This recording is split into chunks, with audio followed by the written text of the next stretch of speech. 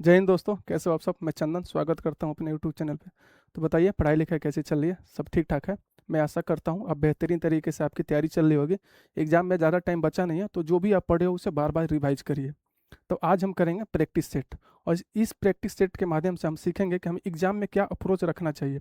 क्योंकि रेलवे का एक फिक्स पैटर्न है, यही सब क्वेश्चन आपको देखने को मिलेगा, बस डाटा अलग रहेगा। तो चलिए हम बिना देरी का स्टार्ट करते हैं। सबसे पहले देखते हैं हमारा पहला क्वेश्चन क्या है। एक घन का आयतन 17 से 28 सेंटीमीटर क्यूब है, तो घन का कुल पृष्ठीय क्षेत्रफल हमें निकालना है। क्वेश्चन में क्या दिया है? घन का आयतन दिया है हमें, और क्या बोला है? Total surface area of cube हमें निकालना है। तो वॉल्यूम ऑफ क्यूब क्या होता है? Volume of volume of cube, cube बराबर क्या होता है? ए क्यूब। और total surface area of cube क्या होता है? Total surface area of cube 6a²। ठीक है, क्या होता है? 6a²। तो हमें क्या निकालना है? घन का कुल पृष्ठीय क्षेत्रफल निकालना है, total surface area of cube निकालना है। तो सबसे पहले हम क्या अप्रोच लगाएंगे इसमें, आपको ये सीखना है कि इसमें क्या दिया है। टोटल सरफेस एरिया ऑफ क्या दिया है? 6a² हमारा होता है। तो ऑप्शन में जाहिर सी बात है, कोई ना कोई 2 और 3 का मल्टीपल होगा। ऑप्शन में कोई ना कोई 2 और 3 का मल्टीपल होगा। चेक करते हैं कौन 3 का मल्टीपल है। सबसे पहले, सब तो 2 के मल्टीपल है, हम चेक करेंगे 3 का मल्टीपल कौन सा है। 8 6 और 8 8 16, ये नहीं है। 6 6 3 का मल्टीपल है, 4 नहीं है, ये भी हमारा ऑप्शन नहीं होगा। 7 2 9 3 का मल्टीपल है, 8 हमारा नहीं है, तो ये हमारा ऑप्शन नहीं होगा। 6 3 का मल्टीपल है, 8 4 12 3 का मल्टीपल है, तो ऑप्शन नंबर डी हमारा सही उत्तर हो जाएगा। मैं इसे बिना सॉल्व किए 10 सेकेंड में उत्तर दे सकता था, लेकिन अगर आपको सॉल्व करना है तो कैसे सॉल्व करेंगे? क्या दिया है? Volume of cube A cube बराबर क्या दिया है? ए क्यूब बराबर दिया है हमारा 17 से 28 सेंटीमीटर क्यूब। ठीक है, तो यहाँ से हमारा ए का मान कितना आ जाएगा? 17 से 28 किसका क्यूब है? 17 से 28 हमारा 12 का क्यूब होता है। ठीक है, आपको याद होना चाहिए, कम से कम 20 तक क्यूब याद रख लीजिए। तो ए बराबर क्या आ जाएगा? हमारा 12 आ जाएगा।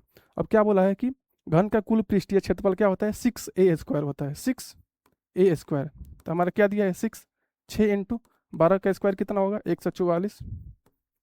तो 6 6 को 24 का 4, और 6 6 को 24, 24 2 26 का 6, और 6 2 8।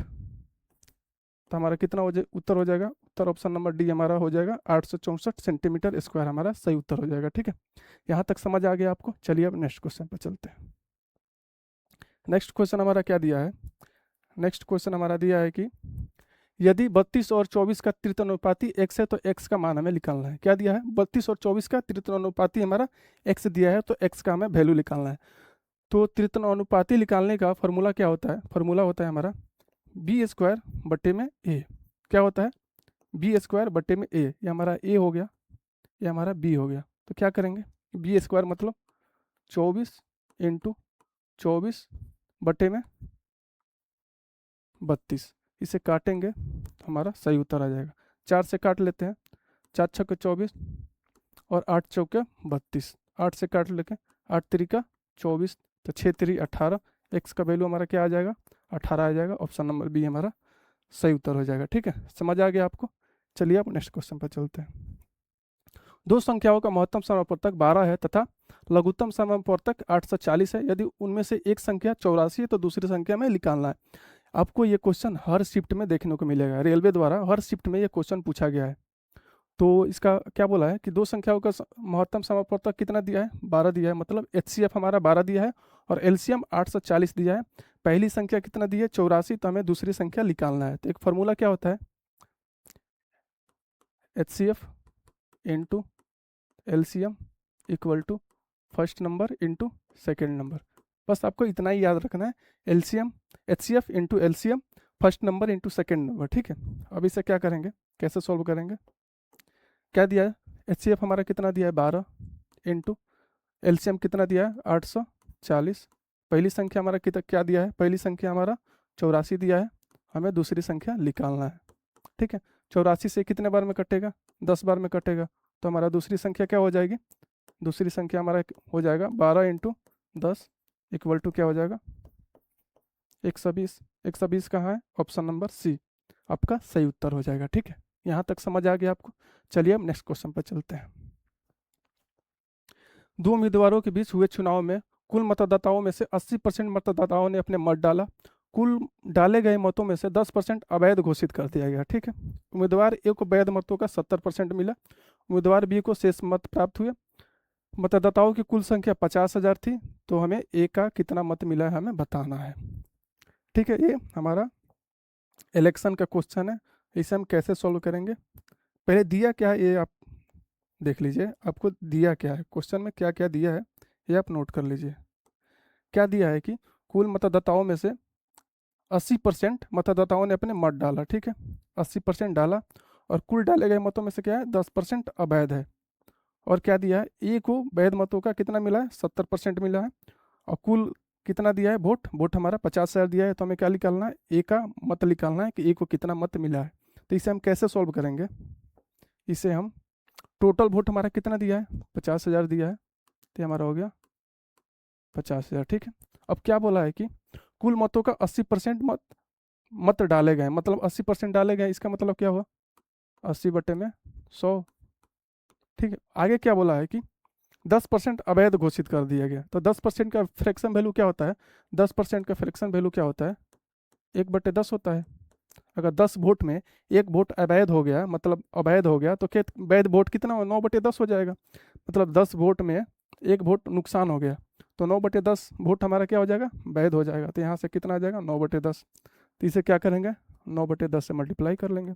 अब क्या बोला है, वैध ए को वैध मतों का 70% मिला है, तो 70/100। अब क्या हमें क्या निकालना है, ए का निकालना है, तो हमें ए का निकाल लिया, 70 कितना आ गया 10 आ गया। अब इसे कैसे सॉल्व करेंगे, इसे सॉल्व करेंगे हमारा सही उत्तर आ जाएगा। जैसे 4 जीरो से 4 जीरो कैंसिल, ठीक है, 1 जीरो से 1 जीरो कैंसिल, यहाँ से क्या आ गया 50 इंटू 80 इंटू 9 इंटू 7। या तो आप इसे पूरा पूरा मल्टीप्लाई करिए, लेकिन मैं होता तो मैं पूरा पूरा मल्टीप्लाई नहीं करता। मैं क्या करता है, यहाँ 9 दिया है तो ऑप्शन में जाहिर सी बात है कोई ना कोई ऑप्शन 9 से पूरा पूरा कटेगा। देखते हैं, 5 4 9, ये ऑप्शन ए हमारा उत्तर हो सकता है। 5 4 9, 9 से पूरा पूरा कटेगा। 6 2 8 2 10, ये हमारा 10 9 से नहीं कटता है तो नहीं कटेगा। 6 5 11, 11 2 13, ये भी हमारा 9 से नहीं कटेगा।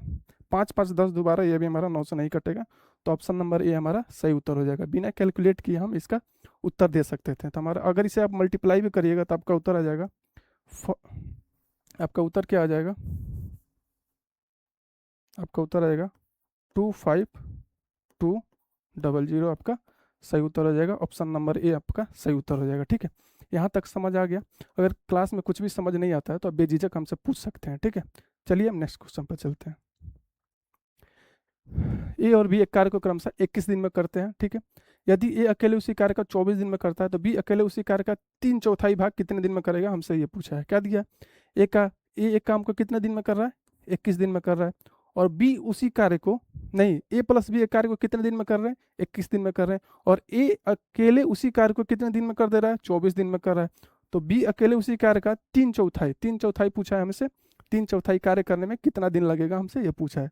तो क्वेश्चन में दिया क्या है, ए प्लस बी कितना दिन ले रहे हैं, ए प्लस बी हमारा 21 दिन ले रहा है। ठीक है, और ए अकेले उसी कार्य को कितने दिन में कर रहा है, ए इसी कार्य को कितने दिन में कर रहा है 24 दिन में कर रहा है। ठीक है, तो 21 और 24 का एलसीएम क्या हो जाएगा 21 इंटू 24। ठीक है, ये हमारा क्या हो गया टोटल वर्क हो गया।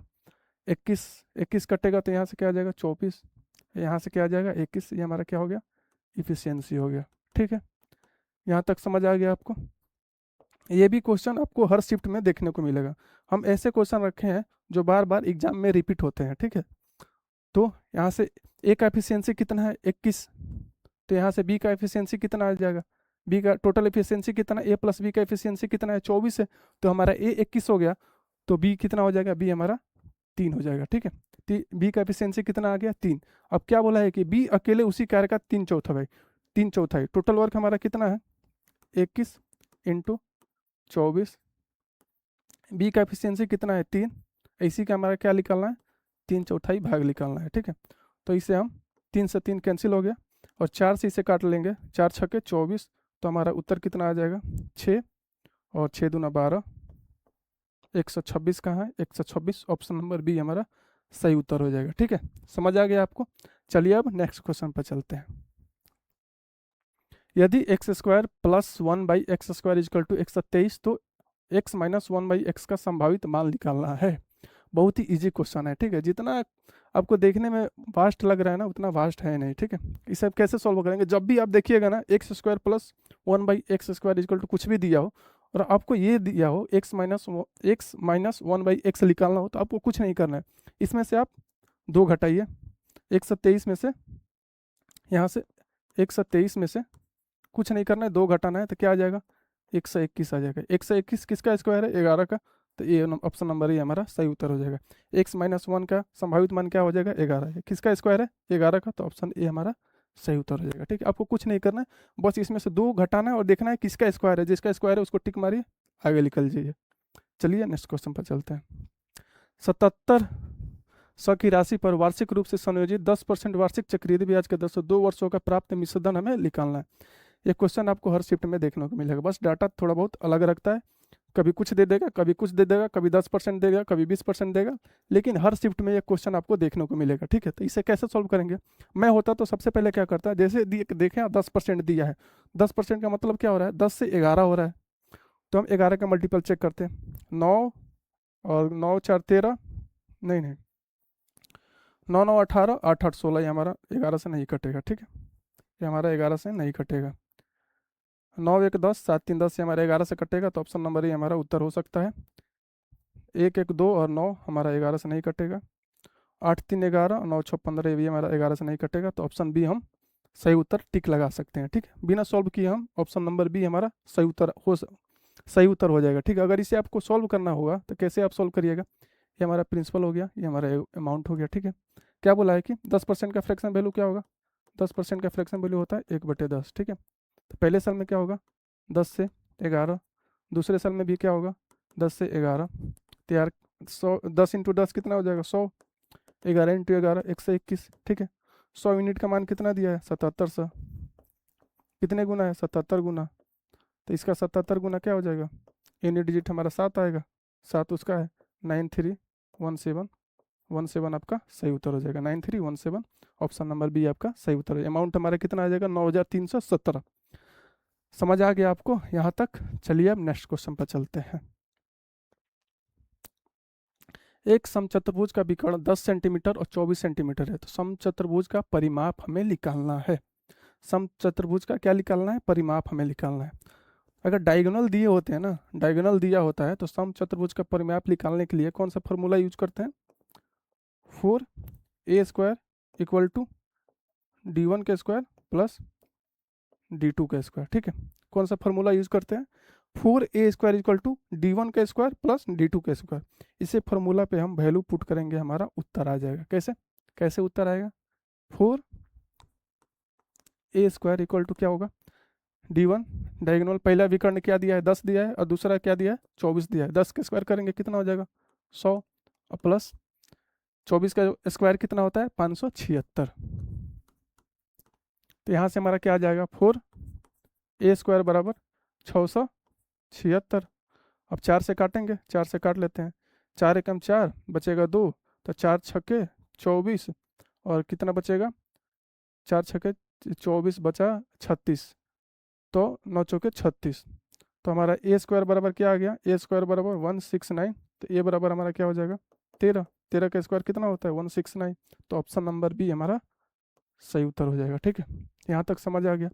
अगर आपको मतलब रेलवे ग्रुप डी में या किसी भी रेलवे एग्जाम में अगर आपका सिलेक्शन लेना है ना, आपको सिलेक्शन लेना है, तो आपको जीएस पे ज़्यादा कमांड करना पड़ेगा, ठीक है। और साइंस पर तो और कमांड करना पड़ेगा आपको, तो इसीलिए साइंस पढ़िए, जीएस पढ़िए, तभी आपका सिलेक्शन होगा। केवल मैथ पढ़ने से सिलेक्शन नहीं होगा। किसी भी एग्जाम में अगर आपको सिलेक्शन लेना है तो जीएस पे कमांड करना पड़ेगा, या एसएससी का एग्जाम हो या रेलवे का एग्जाम हो, सबसे ज़्यादा जीएस का वेटेज है, तो हमें जीएस अच्छे से पढ़ना पड़ेगा। और रेलवे एग्जाम में जाहिर तक साइंस और बेहतरीन तरीके से आपको पढ़ना पड़ेगा, साइंस पे अच्छे से कमांड हो, तभी आपका रेलवे में सिलेक्शन होगा। चलिए अब नेक्स्ट क्वेश्चन पर चलते हैं।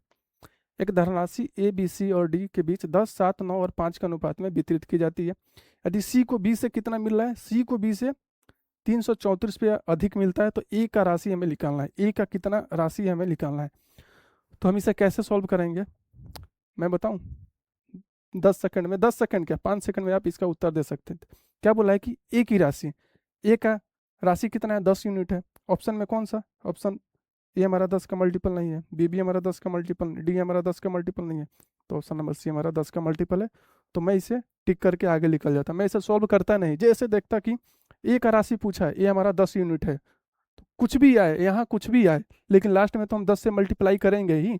ए का राशि निकालने के लिए हम 10 से तो मल्टीप्लाई करेंगे, कुछ भी आता है लेकिन उसमें हम 10 से मल्टीप्लाई करेंगे, 10 से मल्टीप्लाई करेंगे तो जाहिर सी बात है लास्ट में एक जीरो होना चाहिए, तभी वो 10 से कटेगा। तो ऑप्शन नंबर सी हमारा सही उत्तर हो जाएगा। समझ आ गया आपको? चलिए, अगर सॉल्व करना है तो इसे कैसे सॉल्व करेंगे मैं आपको बताता हूँ। क्या दिया है हमारा, A is to B is to C is to D दिया है, ठीक है। क्या दिया है, 10 is to 7 is to 9 is to 5 दिया है, ठीक है। ए बी सी डी तीनों का हमने लिख लिया। कितना दिया है कि सी को बी से क्या मिलता है, 334 रुपया अधिक मिलता है। यहाँ कितने यूनिट का डिफरेंस है, दो यूनिट का, 2 यूनिट बराबर क्या दिया है, 334 दिया है, ठीक है। तो यहाँ से हमारा एक यूनिट का मान कितना आ जाएगा, 2 एकम 2, 6 दूना 12, 7 दूना 14। तो हमें क्या निकालना है, 10 यूनिट का मान निकालना है। 10 यूनिट बराबर क्या हो जाएगा, एक जीरो बैठा लेंगे, 1670। ऑप्शन नंबर सी हमारा सही उत्तर हो जाएगा, ठीक है। समझ आ गया आपको? तो ये सब आपको अप्रोच सीखना पड़ेगा, अगर आपको सिलेक्शन लेना है ना तो ये सब अप्रोच पे काम करना पड़ेगा। धीरे धीरे हो जाएगा, जितना ज़्यादा प्रैक्टिस करिएगा ना उतना आपका मतलब दिमाग काम करेगा कि इस क्वेश्चन में हम क्या लगा सकते थे, इस क्वेश्चन में क्या लगाएं। प्रैक्टिस से धीरे धीरे हो जाता है। नेक्स्ट क्वेश्चन हमारा क्या है, बी द्वारा एक वस्तु को सी को बेचा जाता है, ठीक है। फिर सी द्वारा डी को बेचा जाता है। बी और सी दोनों का लाभ 12% के बराबर है, ठीक है। तो डी के लिए विक्रय मूल्य 313.6 है, तो बी का क्रय मूल्य हमें निकालना है। क्या बोल रहा है कि मतलब बी एक वस्तु को सी को बेचा और सी डी को बेच दिया, और बी और सी दोनों का लाभ कितना है, 12% के बराबर है। मतलब बी का भी लाभ 12% है और सी का भी लाभ 12% है। इसका मतलब ये हुआ, ठीक है। इसी लाइन पे आपको गौर करना है। अब क्या किया है, डी का विक्रय मूल्य मतलब डी 313.6 रुपये में इसे खरीदा है, तो बी का हमें क्रय मूल्य निकालना है कि बी कितने रुपए में बेचा है, हमें वो निकालना है, ठीक है। क्वेश्चन आपको समझ आ गया। अब इसे सॉल्व कैसे करेंगे, जैसे मैं सबसे पहले मैं आपको समझा देता हूँ। सबसे पहले क्या, बी है, बी क्या किया है कि सी को बेचा है, और सी क्या किया है कि डी को बेच दिया, ठीक। और डी इसके लिए कितना पे किया है, 313.6 रुपया हमें पे किया है, ठीक है। तो हमें बी का मान निकालना है कि बी का कॉस्ट प्राइस कितना है, हमें ये निकालना है। तो मानते हैं बी का कॉस्ट प्राइस कितना एक्स है, ठीक है। और क्या बोला है कि बी और सी दोनों को 12% के बराबर लाभ होता है, मतलब 112 ओपन में 100 इंटू 112 ओपन में 100, और टोटल कितना पे किया है डी, 313.6, ठीक है। अब इसे काटते हैं, 4 से काट लेते हैं, 25 चौका 100, और इसे 4 से काट लेते हैं, 4 दूनी 8, 4 दूनी 8, अब बचेगा कितना, 8 32, 8 चौका 32, ये भी हमारा 28 बार में कटेगा, ये भी हमारा 25 बार में कटेगा, ठीक है। तो x बराबर क्या होगा, x बराबर हो जाएगा 25 इंटू 25 इंटू 313.6 बटे में क्या हो जाएगा 28 इंटू 28, ठीक है। अब आपके पास दो ऑप्शन है, आपके पास कितना ऑप्शन है, दो ऑप्शन है। या तो आप इसे पूरा पूरा कैलकुलेट करिए या इसमें आप डिजिटल सम लगाइए। सबसे पहले हम ऑप्शन का डिजिटल सम चेक करेंगे। 8 2 10, इसका डिजिटल सम कितना आ रहा है, इसका डिजिटल सम हमारा 1 आ रहा है। 8 2 10 मतलब डिजिटल सम हमारा कितना आ गया, 1 आ गया। 5 2 7, इसका डिजिटल सम कितना आ गया, 7 आ गया। इसका डिजिटल सम कितना है, 2 है। इसका डिजिटल सम कितना है, 6 है, ठीक है। सबका डिजिटल सम अलग अलग है, तो हम इसमें डिजिटल सम यूज कर सकते हैं। तो कैसे यूज करेंगे मैं आपको बताता हूँ। 8 2 10, 8 2 10, नीचे 1 बन रहा है। 8 2 10 मतलब डिजिटल सम क्या आ गया, 1। इसका 8 2 10 मतलब डिजिटल सम क्या आ गया, 1 आ गया। तो निश्चित हमारा डिजिटल सम क्या बन रहा है, 1 बन रहा है, ठीक है। 5 2 7, 5 2 7, यहाँ कितना बन रहा है, 7 इंटू 7, यहाँ यहाँ कितना बन रहा है, 6 3 9 खत्म, 3 1 4 बन रहा है, ठीक है। तो 7 7 जब 49, 49 बनेगा, तो 49 बनेगा मतलब 7 7 जब 49, यहाँ से अगर 49 इंटू हम 4 करते हैं तो 4 खत्म, 49 इंटू 4 करते हैं, जैसे यहाँ 7 7 7 जब 49, यहाँ हमारा कितना आ गया, डिजिटल सम 4 आ गया, ठीक है। तो 49, तो यहाँ से हमारा क्या हो जाएगा, 9 कैंसिल होगा, तो 4 चौका 16, 4 चौका 16 मतलब डिजिटल सम हमारा क्या आना चाहिए, डिजिटल सम हमारा 16 मतलब 1 + 6 = 7 आना चाहिए। डिजिटल सम हमारा क्या आना चाहिए, 7 आना चाहिए। डिजिटल सम इसका कितना है, ऑप्शन नंबर बी का डिजिटल सम 7 है, तो ऑप्शन नंबर बी हमारा सही उत्तर हो जाएगा। ठीक है, समझ आ गया आपको कैसे, मैं थोड़ा एक बार और समझा देता हूँ। जैसे हमारा यहाँ क्या है, 25 है, 25 है, ठीक है। तो 5 2 7, 5 2 7 मतलब यहाँ 7 और 7, 7 7 49, क्या आ गया 49। जब 9 बनता है तो 9 पूरा पूरा कैंसिल हो जाता है। ठीक है, यहाँ तक आपको समझ आ गया। ये 6 3 9 खत्म, 3 1 4, यहाँ से कितना बन रहा है 4, और 4 में 4 चौका 16, 4 में 4 से मल्टीप्लाई होगा तो कितना आ जाएगा 16, 16। तो यहाँ से 1 प्लस अगर 16 6 करिएगा तो आपका डिजिटल सम कितना आएगा, 7 ही तो आएगा। तो ऑप्शन नंबर बी आपका सही उत्तर हो जाएगा। समझ आ गया आपको, या तो आप पूरा पूरा कैलकुलेट करिए या डिजिटल सम लगा के आप इजी वे में इस क्वेश्चन को सॉल्व कर सकते हैं। ठीक है, चलिए अब नेक्स्ट क्वेश्चन पर चलते हैं। किसी कक्षा में 51 विद्यार्थियों का औसत आयु 24 वर्ष है। ठीक है, यदि शिक्षक की आयु भी शामिल कर लिया जाए तो पूरे समूह का औसत आयु 25 वर्ष हो जाता है। तो शिक्षक की आयु हमें निकालना है। मतलब एक कक्षा में 51 विद्यार्थी है, उनकी औसत आयु कितना दिया है, 24 वर्ष दिया है। ठीक है, और उसमें एक टीचर शामिल हो जाता है तो हमारा औसत 24 से क्या होता है, 25 हो जाता है। तो हमें जो टीचर शामिल हो रहा है ना, उसी का आयु हमें बताना है। जैसे क्या बताना है, टीचर की आयु हमें निकालना है। यहाँ क्या बोला है, 51 विद्यार्थियों का औसत आयु कितना है, 24 है। 51 विद्यार्थियों का औसत आयु कितना है, 24 है। ओल्ड हमारा एवरेज कितना है, 24 है। ठीक है, अब क्या बोला है कि यदि शिक्षक की आयु शामिल कर लिया जाए तो हमारा औसत आयु कितना हो जाता है, 25 हो जा रहा है। तो 24 से 25 हो रहा है तो कितना बढ़ रहा है, कितना औसत आयु हमारा कितना बढ़ रहा है, 1 यूनिट बढ़ रहा है, 1 बढ़ रहा है। तो यहाँ 1 कर देंगे, इंटू इंटू करेंगे। क्या बोला है, 51 विद्यार्थी थे, ठीक है, और एक टीचर आ गया तो टोटल कितने लोग हैं, 52 लोग हो गए। यहाँ 51 विद्यार्थियों का औसत आयु कितना था, 24 था, और टीचर जब शामिल हो रहा है तो औसत आयु कितना हो रहा है, 25 हो जा रहा है। तो एक 51 विद्यार्थी यहाँ पे, एक टीचर 51 और एक टीचर कितना मिलकर कितना टोटल लोग कितना हो गए, 52 लोग हो गए। तो यहाँ क्या करेंगे, इंटू 52। तो यहाँ से क्या आ जाएगा, 24 + 52, तो 4 2 6, 5 2 7, 76 हो जाएगा। टीचर की आयु कितनी हो जाएगी, 76, 76 वर्ष। ऑप्शन नंबर बी आपका सही उत्तर हो जाएगा। ठीक है, समझ आ गया आपको, यहाँ तक कोई दिक्कत तो आप बताइए हमसे। ठीक है, चलिए हम नेक्स्ट क्वेश्चन पर चलते हैं। एक निश्चित धनराशि साधारण ब्याज पर 3 वर्ष में 12,000 और 5 वर्ष में 16,000 हो जाती है। तो मूलधन हमें निकालना है, मतलब प्रिंसिपल हमें निकालना है, प्रिंसिपल हमें निकालना है। तो इसे कैसे सॉल्व करेंगे, क्या दिया है हमें, प्रिंसिपल निकालना है, प्रिंसिपल हमें निकालना है। ठीक है, और क्या बोला है कि, बोल क्या रहा है कि 3 वर्ष में कितना हो जा रहा है, 12,000 हो जा रहा है। ठीक है, उसके बाद क्या बोला है कि 3 वर्ष में कितना हो जा रहा है, 12,000 हो जा रहा है। 3 वर्ष में 12,000 और 5 वर्ष में 16,000 हो जा रहा है। यही राशि 5 साल में, 5 साल में कितना हो जा रहा है, 16,000 हो जा रहा है। ठीक है, अब इसे कैसे सॉल्व करेंगे, 3 साल में 12,000 हो जा रहा है, 5 साल में 16,000 हो जा रहा है। तो 2 साल का ब्याज डिफरेंस कितना है, 2 ईयर, 2 ईयर का डिफरेंस है। 2 साल का ब्याज हमारा कितना मिल रहा है, यहाँ 12,000, 16,000 में से 12,000 घटाएंगे तो कितना ब्याज आया हमारा, 4,000। तो 2 साल का ब्याज हमारा कितना आ रहा है, 4,000। ठीक है, तो 1 साल का ब्याज कितना होगा, 2,000। ठीक है, यहाँ तक समझ आ गया आपको। एग्जाम में ऐसे सॉल्व नहीं करना है आपको, जैसे 2 साल का 4,000 तो 1 साल का 2,000, मन ही मन करना है, लिखना नहीं है। ठीक है, मैं आपको लिख लिख के समझा रहा हूँ। तो हमें क्या निकालना है, 3 साल के निकालना है। तो 3 साल के निकालेंगे, 1 साल का ब्याज हमारा 2,000 है, तो 3 साल का ब्याज हमारा कितना हो जाएगा, 6,000 हो जाएगा। ठीक है, यहाँ तक समझ आ गया आपको, 6,000 हो गया। कितने बच्चे होंगे, 6,000 टिक लगा देंगे, लेकिन 6,000 उत्तर 6,000 आएगा, लेकिन ये गलत है। हमें प्रिंसिपल कैसे फाइंड करना है, प्रिंसिपल हम कैसे फाइंड करेंगे, प्रिंसिपल बराबर क्या हो जाएगा, 12,000 में से 6,000 माइनस करेंगे तो हमारा 6,000 सही उत्तर हो जाएगा। ठीक है, तो प्रिंसिपल हमारा कितना आ जाएगा, 6,000। ऑप्शन नंबर सी हमारा सही उत्तर हो जाएगा। ठीक है, यहाँ तक समझ आ गया, कोई दिक्कत, कोई शिकायत, तो चलिए अब नेक्स्ट क्वेश्चन पर चलते हैं। यदि पी क्यू आर 13, 5 और 14 के अनुपात में है और आर एस 42:3 के अनुपात में है, तो हमें पी क्यू आर एस का मान निकालना है।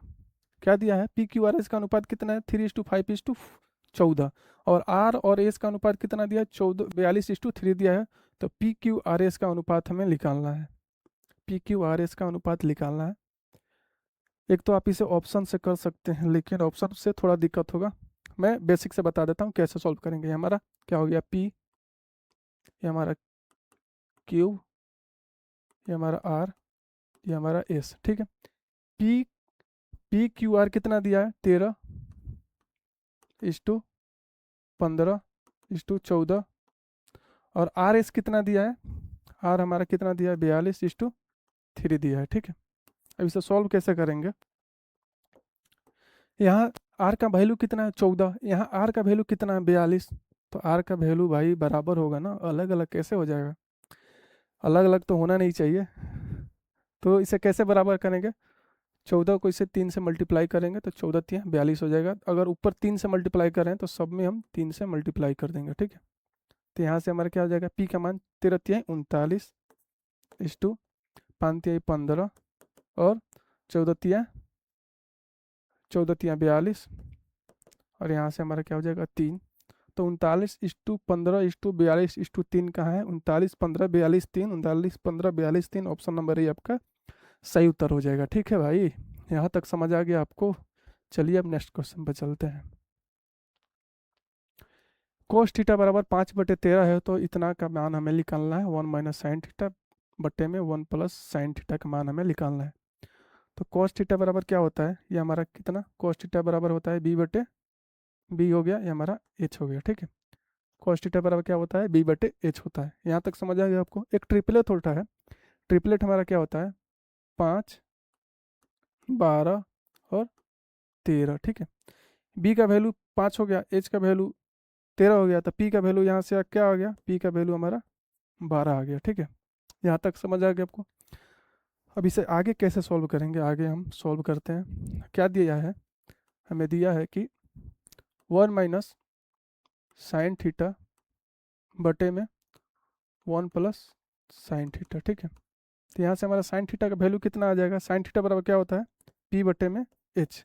साइन थीटा बराबर क्या होता है, p/h। तो p का वैल्यू कितना है, 12, h हमारा कितना है, 13। ठीक है, बस वही वैल्यू पुट करेंगे और सॉल्व करेंगे, हमारा उत्तर आ जाएगा। जैसे कैसे,